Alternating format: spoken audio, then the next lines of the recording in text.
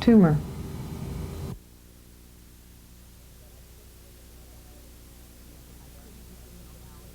They said I couldn't live in Mill Valley anymore and avail myself of their services at General. And I said, okay, where do you want me to live? And they said, just inside the city. So the only person I knew in the city was my youngest son, Jeremy. So I didn't really want to move in with him.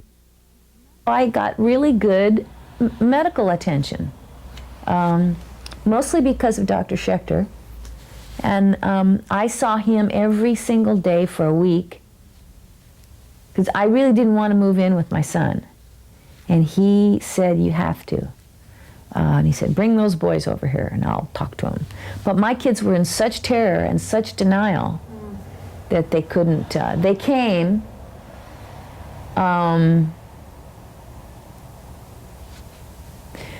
but they just couldn't go through with it, you know. In the beginning, my children reacted very differently. I have 3 children and 2 stepchildren, and their reactions were 5 different reactions according to their natures. In the beginning, we were all uninformed about breast cancer. We had all kind of bought into the idea about it was not a serious cancer. They were scattered far afield. They were between the ages of 15 and 25, so only 2 of them were still living at home. And we kind of went down together with finding worse and worse news. So, and the ones who were living at home, particularly my second son and my daughter who were in the area, went through the first course of chemo with me and were very frightened with it and by it and watching what it did to me. But I think everyone in the family hoped that when I finished that first course that it was over, that we had finished. And then when I had the biopsy on the spot on the spine, we learned that it was never going to be over. This cancer, now moving into the brain, was a completely different story. We were dealing with a completely different animal, and I did not know what to do, and I was really having trouble with denial myself. And I knew that she was denying that this was as deadly as it was. And I just couldn't get the words out, and we couldn't really talk about it. I didn't want to talk about it. I didn't want to say, Mom, I don't want you to die. I didn't even want to say that.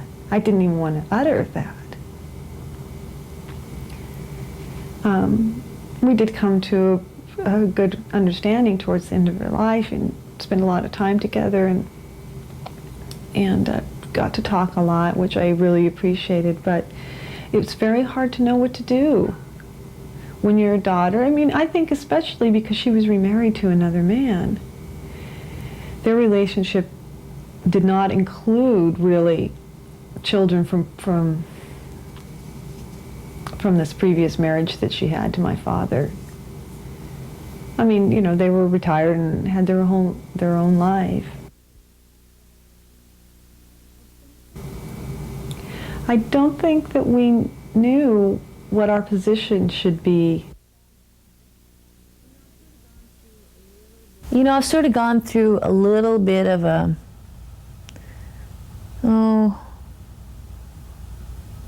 I don't know what to call it, but I've never been very good at asking people for help, anyone. And, but I'm coming to the point where I do need help. You know, I really realize that I do. I didn't write about my husband because he was in the room with me when the doctor told us it was malignant. I didn't have to tell him, the doctor told him. But I had to tell every single one of the children. And I wanted to tell them myself. I didn't want them to hear from someone else or from each other, you know, one calling another as they'd be wont to do. And it was horrible.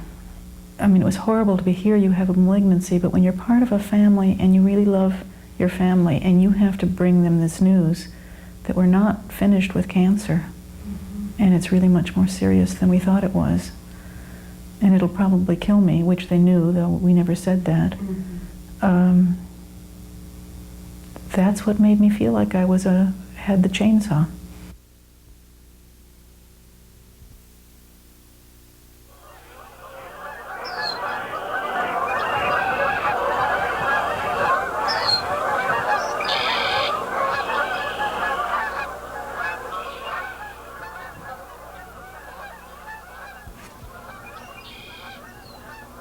The radiology interventionist handed me a chainsaw. I've been felling trees all week. My daughter fell softly, her green limbs limp around my waist. I thought it was over, she said. I thought we were finished with cancer.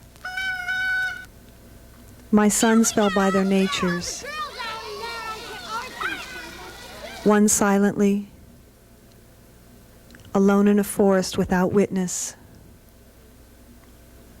The other loud, unhousing every bird and critter as he crashed. Bark in soft decay around my mother's voice crumbled. "How much money do you need?" she asked. And then my friends, whose sturdy trunks show weather, and fire rings interspersed among their years, could not see the sharp-toothed blade, unwelcome in my hand, my new cut sharp. I heard the tall trees fall.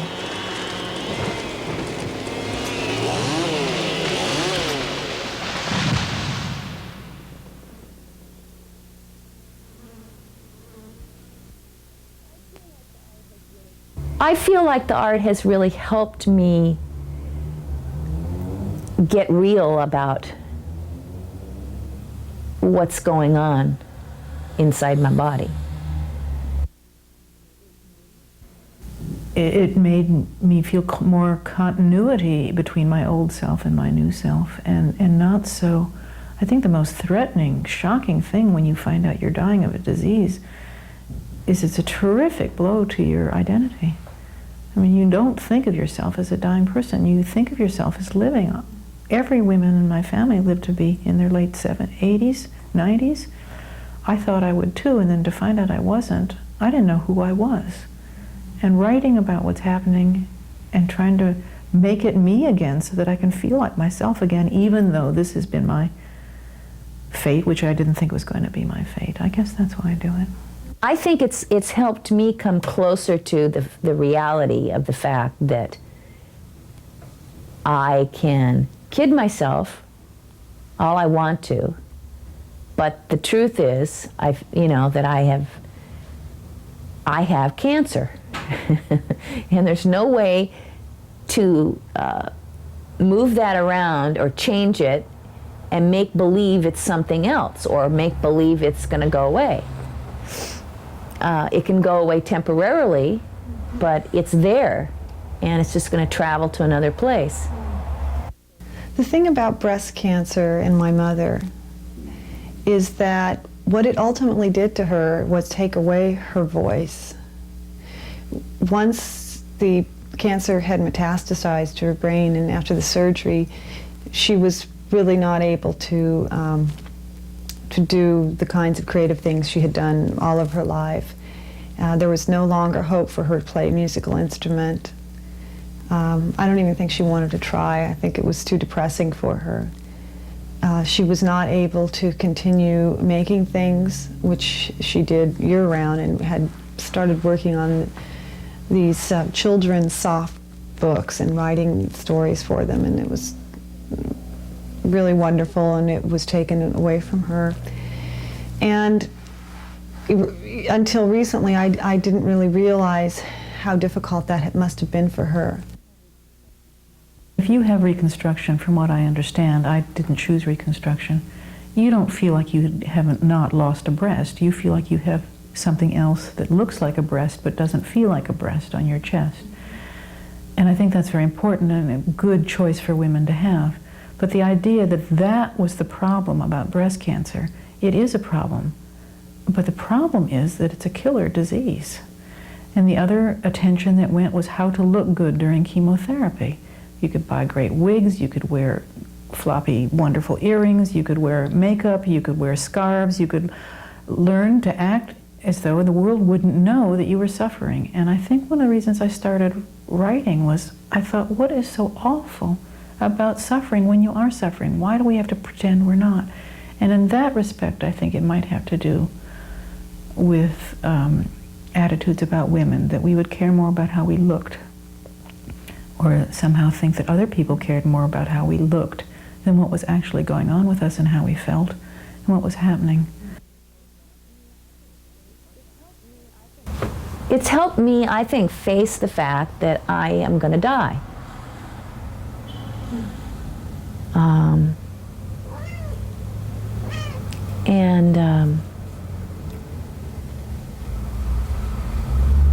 I remember when people I knew would find out that I had breast cancer, and they'd say, "Oh my God, you're going to die."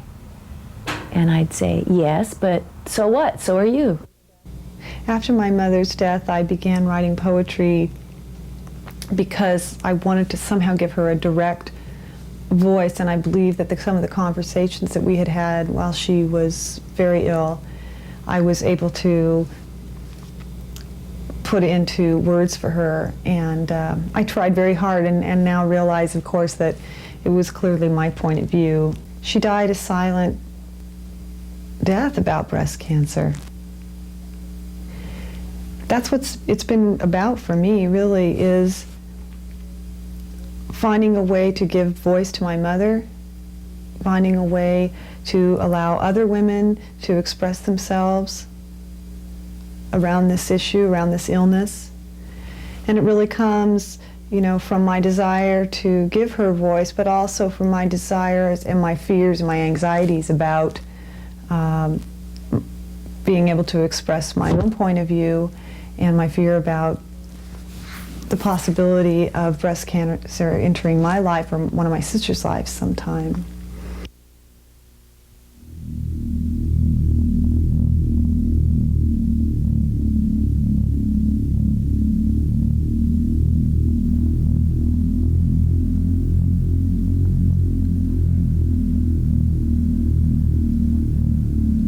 Twice, by an open window, you caught yourself staring out to a restless sky.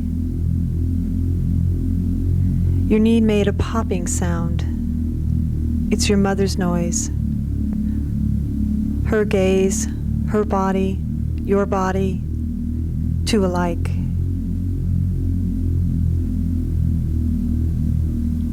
Stillness opens a porthole. Reminders float in, leaving room for the recurring dream to crash through. An airplane glides across clear skies. Its rumble trails behind. Belly revealed, spine straight, forging committed paths, piercing violet blue. Temporary scars of vapor white.